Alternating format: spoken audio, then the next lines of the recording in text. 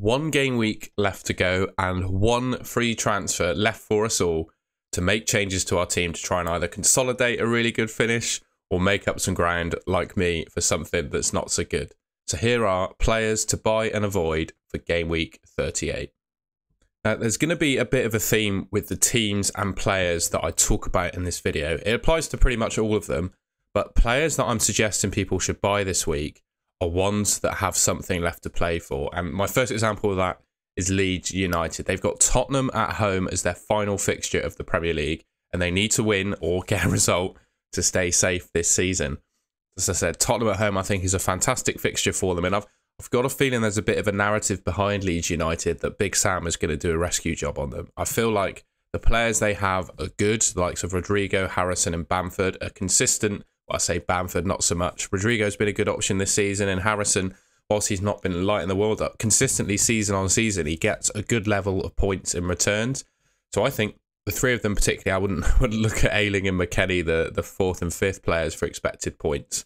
But certainly the top three there, the guys on screen, I'd really look at them as genuine options this week because, you know, game week 38 is teams are going to be torn up basically across the board in the Premier League where teams don't have anything to play for. But teams that do, Leeds United fighting for their lives in the Premier League, they're going to really be going for this game against Tottenham and trying to win it. And I think the three guys on screen, Rodrigo, Harrison and Bamford, are worth considering for your team.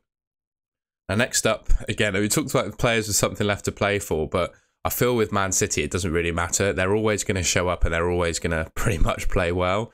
And I feel like with Man City already having the title wrapped up, I feel like Julian Alvarez is a really good option because I feel like regardless of where Pep goes with rotation of the rest of his team, I feel like it's almost a guarantee that Alvarez is going to get some minutes.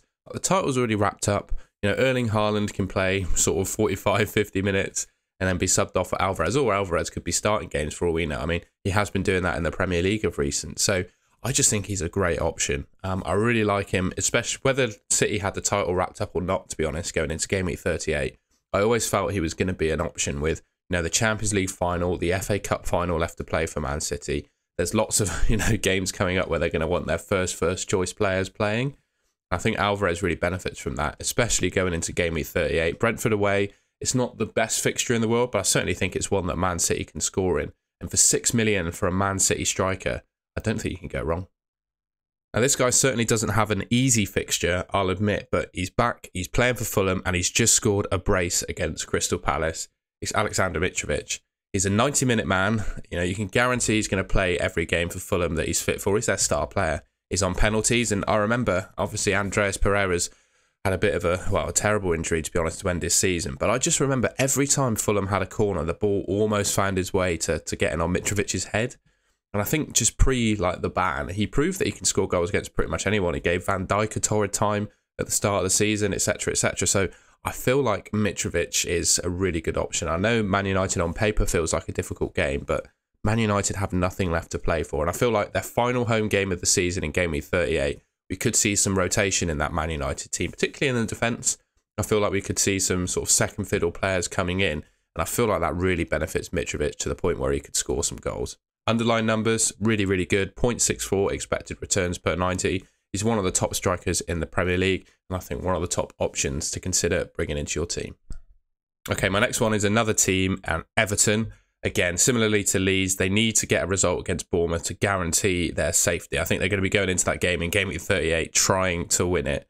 The top asset, I would say, is Calvert-Lewin, but I feel like he's such just a danger of injury. And I know he got subbed off early in the game they played at the weekend. So I don't know what to say about Calvert-Lewin. I think we need to wait on news on him. But the likes of, well, Dwight McNeil particularly. Now, I know it's unlike me to suggest that people buy Dwight McNeil, but Bournemouth at home for Everton is similar to Leeds, really. Tottenham at home.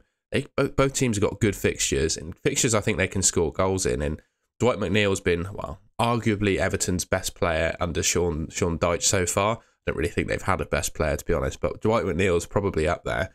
And I'd suggest, you know, again, it comes back to the point of teams with something left to play for. And Everton really do have something to play for, so they're going to play their strongest 11. I think Dwight McNeil's in it, and I think he's got a chance of getting you some returns in game week 38.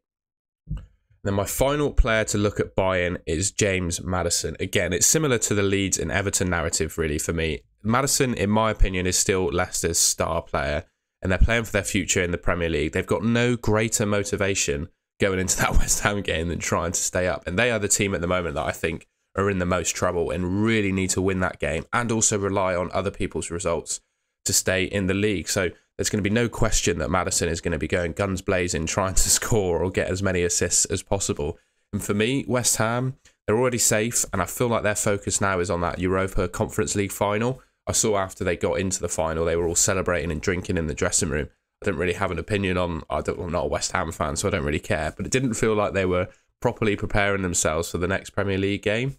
And I would say that Maddison, you know, regardless of the results that Leicester have had, he's still got returns and maintained good underlying numbers. Even though the team has been playing poor, he's still been okay. I know he's taken penalties and missed them, which has been disappointing, but his general play has been really good. And 0.67 expected returns per 90, it's a similar level to Mitrovic, who I would still consider one of the best strikers in the game. For that reason, I think he's definitely a player worth considering for your team in Game Week 38.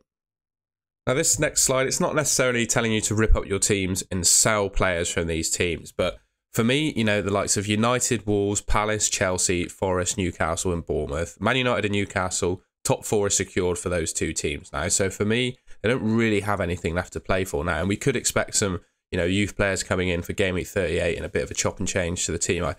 We've seen that with Man United in the past. I'm not sure what Eddie Howe's sort of mindset is around that sort of rotation, but I think it could happen.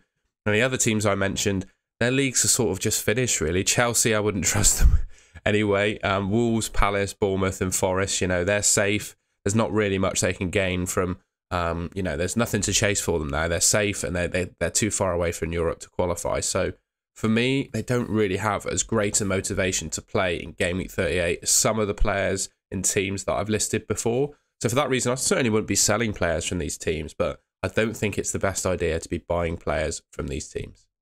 All right, and that's the end of the video. I hope you enjoyed it. It's a little bit of a different sort of theme, I think, to my videos of previous weeks. Usually, you know, I use this video to sometimes talk about the obvious picks because sometimes they really are just the best picks. But for me, for Game Week 38, a lot can change and a lot can happen. And we've seen in the past how odd teams can be with the rotation and things like that. So I do feel like the teams with something left to play for are really the ones to target this week. I'd never go out and tell someone to buy a Leeds, Everton or James Maddison in the previous few weeks. But this week, I really do think they're good options. So if you enjoyed the video, please leave me a like rating, subscribe to the Goal and Goal channel down below, and I'll catch you in another video.